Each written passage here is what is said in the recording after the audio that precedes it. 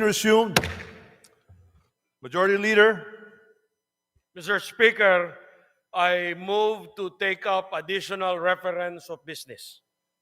The Secretary General is directed to read the additional reference of business. Additional reference of business, verified complaints for impeachment. Impeachment complaint against Vice President Sara Z Duterte filed by at least one-third of all the members of the House of Representatives on February 5, 2025. Impeachment complaint filed against Vice President Sara Z Duterte, filed by Teresita Quintos Deles, Father Flaviano, SBD Gary Alejano et al., and endorsed by Representative Percival B. Sendanya of the Akbayan Party List on December 2, 2024. Impeachment complaint filed against Vice President Sara Z. Duterte, filed by Teodoro Casino, Lisa Masa, Nery Colomares et al., and endorsed by Representatives Franz de Castro of the ACT Teacher Party List, Representative Arlene D. Brosas of the Gabriela Party List, and Representative Raul Daniel A. Manuel of the Kabataan Party List on December 4, 2024. Impeachment complaint filed against Vice President Sara Z. Duterte, filed by Reverend Father Antonio Labiao Jr., Reverend Father Rico P. Ponce, Reverend Father Dionisio B. Ramos et al., and endorsed by Representative Gabriel H. Bordado Jr. of the 3rd District of Camarines Sur, and Representative Lex Anthony Chris A. Colada of the AMBIS OWA Party List on December 19, 2024. Majority Leader. Mr. Speaker, today, as provided for in our additional reference of business, a verified impeachment complaint against Vice President Sara Zimmerman Duterte has been filed by at least one-third of all the members of the House of Representatives on February 5, 2025. Mr. Speaker, for the record, may we inquire from the Secretary General the total membership of the House as of today, February 5, 2025. The Secretary General will please respond.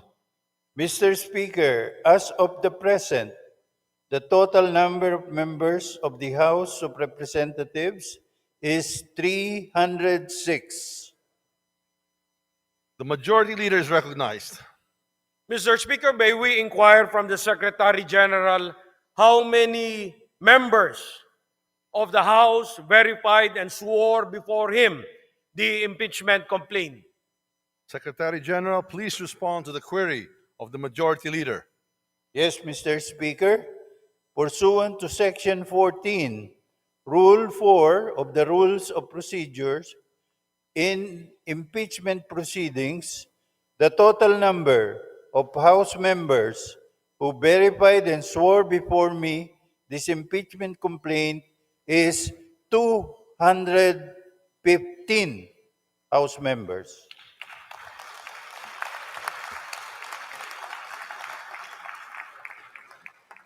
The Majority Leader is recognized.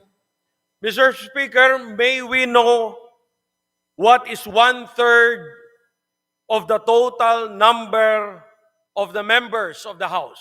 The Secretary General will please respond. Mr. Speaker, one-third of the total number of members of the House is 102. The Secretary General has responded to the query of the Majority Leader. The Majority Leader is recognized. Mr. Speaker, for the record, in consonance with the Constitution on Article 11 on accountability of public officers, particularly Section 3, Paragraph 4, and pursuant to Section 14, Rule 4 of the Rules of Procedure in Impeachment Proceedings, which provides as follows. Section 14, endorsement of the complaint resolution to the Senate.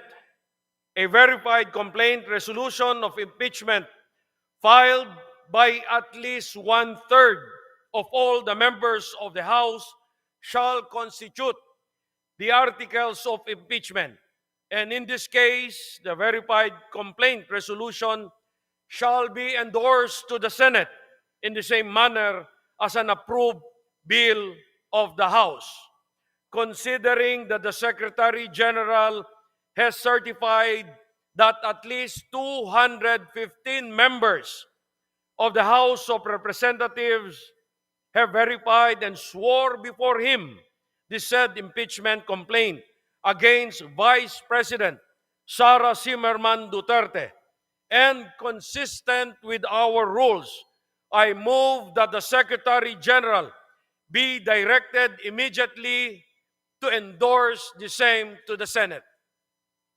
There is a motion to direct the Secretary General to immediately endorse to the Senate the impeachment complaint, having been filed by more than one-third of the membership of the House, or a total of 215 members. Is there any objection? The chair hears none. The motion is approved. The Secretary General is so directed. The session is suspended.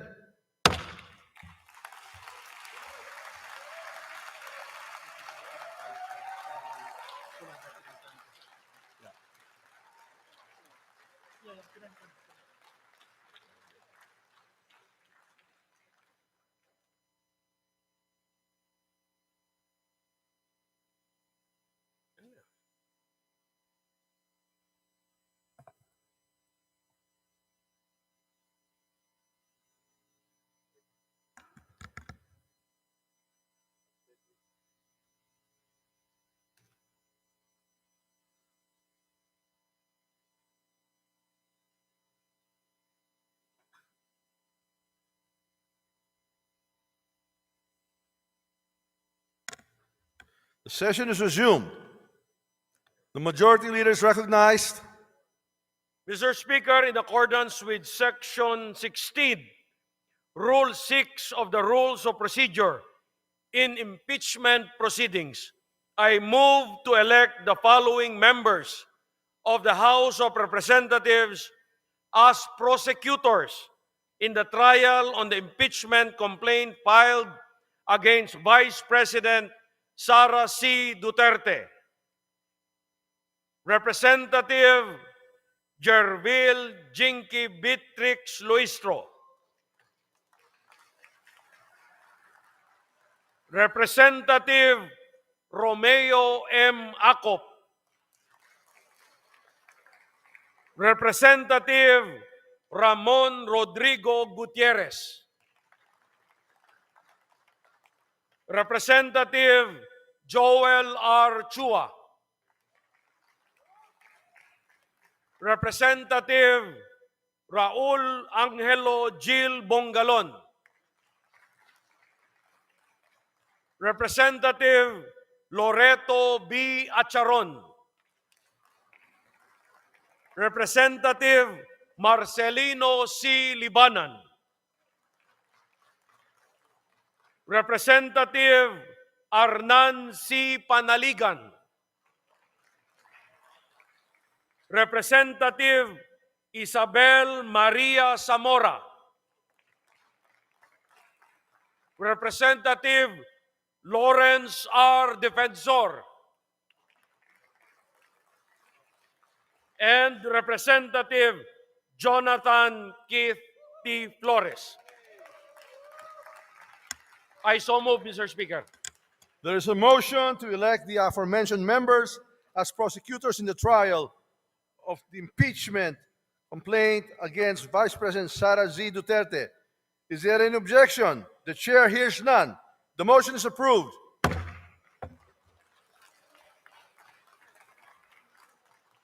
The majority leader is recognized. Mr. Speaker, in the additional reference of business earlier read, by the Secretary General, there are 3 other impeachment complaints filed against Vice President Sara Z. Duterte. These are the impeachment complaint filed by Teresita Quintos Deles, Father Flaviano Villanueva, Gary Alejano et al. And endorsed by Representative Percival Sedanya of Akbayan Party List on December 2, 2024. Next is an impeachment complaint filed by Teodoro Casino, Lisa Masa, Nery Colmenares et al. And endorsed by Representative Franz L. Castro of ACT Teachers Party List, Representative Arlene Brosas of Gabriela Party List, and Representative Raul Daniel Manuel of Kabataan Party List on December 4, 2024. And the last one, Mr. Speaker, the third one, impeachment complaint filed by Reverend Father Antonio Labiao Jr., Reverend Father Rico Ponce, Reverend Father Dionisio Ramos et al., and endorsed by Representative Gabriel Bordado Jr. of the 3rd District of Camarines Sur, and Representative Lex Anthony Chris Colada of Ambis OWA Party List on December 19, 2024. Pursuant to our rules of procedure in the impeachment proceedings, considering that the plenary has already transmitted to the Senate the impeachment complaint filed by 215 members on February 5, 2025, that is today, I move that the 3 other impeachment complaints filed on December 2, 2024, December 4, 2024, and December 19, 2024 be transmitted to the archives. I so move, Mr. Speaker. There is a motion to transmit to the archives the aforementioned 3 impeachment complaints filed last December 2, 4, and 19, 2024. Is there any objection? The chair hears none. The motion is approved. These impeachment complaints are transmitted to the archives. Mr. Speaker, I move to suspend session for a few minutes. Session suspended.